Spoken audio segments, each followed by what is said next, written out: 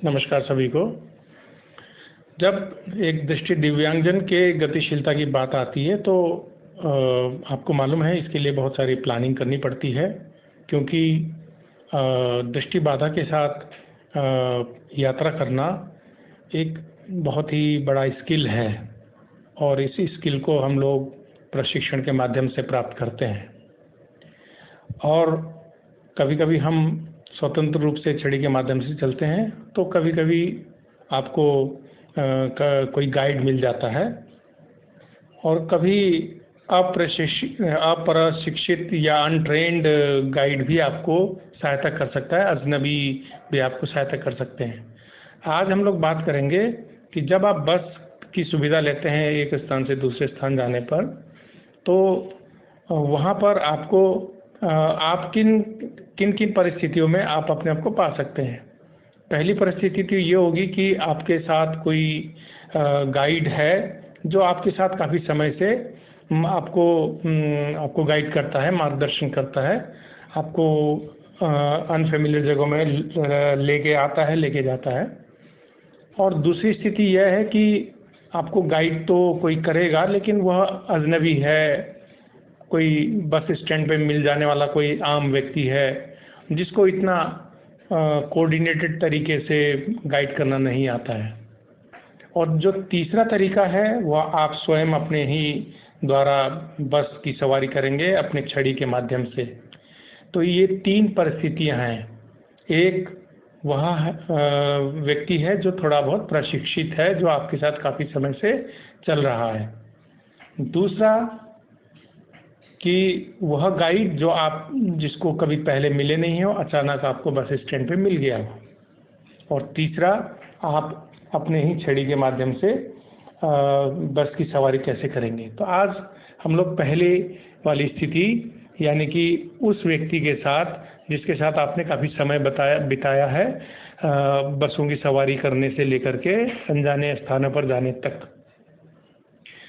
जब आप प्रशिक्षित जो गाइड होता है या वह गाइड जो आपके साथ काफ़ी समय से है उसके साथ होते हैं, तो आपकी मोबिलिटी काफ़ी आसान हो जाती है। ये तो आपको मालूम ही है। आप उसके साथ काफ़ी तालमेल के साथ चल फिर सकते हैं। हल्का फुल्का आप उसको इशारा कर सकते हैं हाथों के माध्यम से, थोड़ा सा हाथों को प्रेस करके। और आपको मालूम ही है कि आपने आधा कदम पीछे रहना होता है उसके।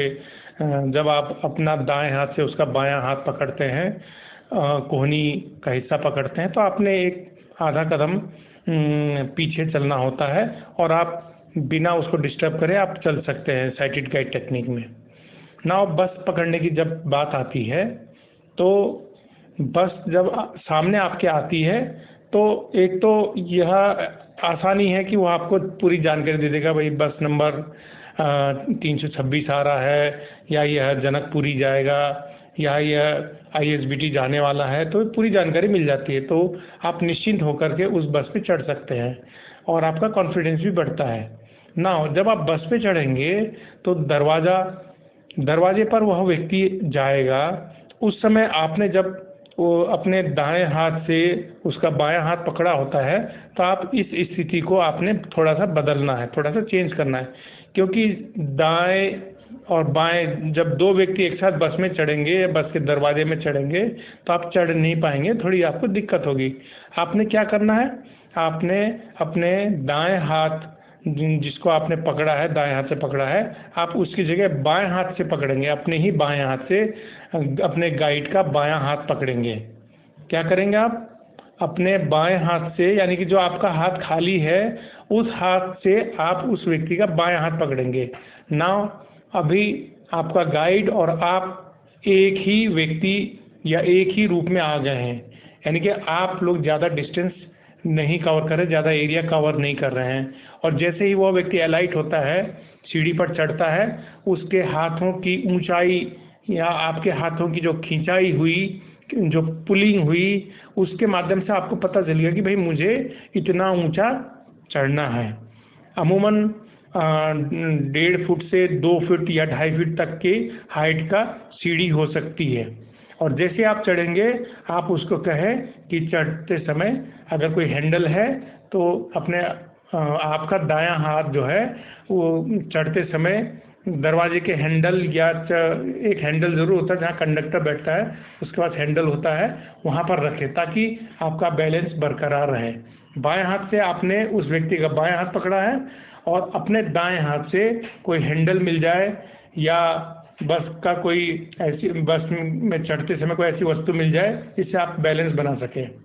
तो इस समय जब आप चढ़ेंगे तो आप और वो ज़्यादा एरिया कवर नहीं करेंगे और चढ़ जाएंगे। 2 सीढ़ी 3 सीढ़ी के बाद में आप बस के प्लेटफॉर्म में आ जाते हैं। उसके बाद में आपने क्या करना है, आप उसको कहें कि ऊपर जो बस में जो बार होते हैं या हैंडल्स होते हैं या ग्रिप होता है उसको पकड़वाने की कोशिश करें।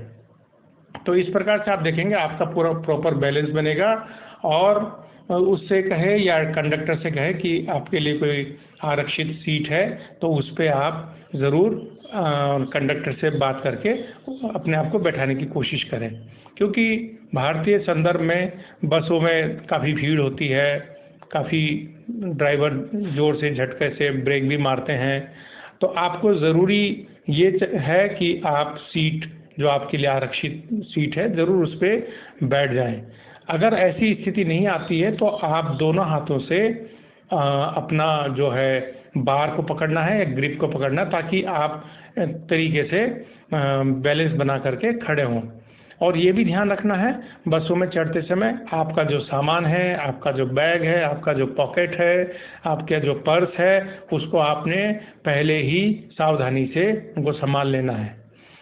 कोई भी जेब खुला हुआ ना हो या आपकी पर्स जो है पीछे की तरफ, पीछे पैंट की तरफ ना हो, उस पर अगर हो तो भी उसमें आपने बटन लगाया हुआ हो, या बैग आप कस कर के बांधे क्रॉस कर सकते हैं, यानी कि बैग का जो स्ट्रिप है दाहिने कंधे से लेकर के आपका बैग बाएं बट तक हो, बटक में हो, तो आपको वह चलने फिरने में भी मदद देता है और काफ़ी सुरक्षित भी रहता है। तो इस प्रकार से आप बस की सवारी करेंगे। और जैसे ही आपको उतरना हो, क्योंकि आपके पास प्रशिक्षित गाइड है और वह काफ़ी कुछ जानता है, तो आपने उतरते समय भी यही करना है। आप देखेंगे बस का जो प्लेटफॉर्म होता है जहाँ खड़े होने की स्थिति होती है काफ़ी कम जगह होती है, 1-1.25 फुट से ज़्यादा नहीं होती है। तो आपने लोगों को आने जाने के लिए भी जगह देना है। अगर आप खड़े हैं, अगर आप बैठे हैं तो कोई दिक्कत नहीं है, खड़े हैं तो आपने काफ़ी किनारे तक खड़े होना है ताकि आपके पीठ पीछे से लोग आ और जा सकें ना। जब उतरने की बारी आती है, उतरने की बारी जब आती है तो आप क्या करेंगे, आपने फिर वही करना है, उसके बाएं हाथ से अपने बाएं हाथ से अपने गाइड के बाएं हाथ को पकड़ना है और कदम ताल मिलाते हुए हाथ को लंबा करेंगे। इस समय आपने क्या करना है, उतरते समय आपने हाथ को पूरा खोल लेना है जिससे कि आप और गाइड के बीच में 2 कदम की गैप आ जाए। उससे क्या होगा, आप उसके चप्पल या उसके जूते से आपका जूता नहीं टकराएगा, नहीं तो क्या होगा उसके कदम भी लड़खड़ा जाएंगे और आपकी भी बैलेंस खराब हो सकती है ना। उतरते समय बहुत ध्यान से उतरना है। जब उतरेंगे तो आपने कोहनी के बजाय उसके कंधे को पकड़ लेना है जिससे कि एक बैलेंस आ जाए, जिससे कि उसका, क्योंकि उतरते समय वो काफ़ी नीचे उतर जाता है, 1-2 सीढ़ी नीचे है, आप उसके कोहनी को पकड़ेंगे तो आप बिल्कुल झुक जाएंगे, आपका बैलेंस भी खराब हो सकता है। तो आपने उसके कंधे को पकड़ लेना है और इस प्रकार से आप एलाइट उतरेंगे। उसके जो उतरने की जो स्थिति होती है, उसके हाइट जैसे ही जितनी कम होगी, यानी कि वो जैसे ही ज़मीन पर अपना पाँव रखेगा आपको अंदाज़ा हो जाएगा कि जो बस है वो इतने ऊंचाई पे खड़ी है। तो इस प्रकार से आप जब उतरेंगे सावधानी से उतरेंगे और आप कोशिश करेंगे बस से कम 2-3 मीटर की दूरी पर आप हो जाएं। तो इस प्रकार से आप एक प्रशिक्षित गाइड के साथ बस में चढ़ेंगे और बस में सवारी करेंगे और बस से आप उतरेंगे। तो मुझे उम्मीद है यह वीडियो आपको पसंद आएगा और जब भी आप बस की सवारी करेंगे इन बातों का आप ध्यान रखेंगे।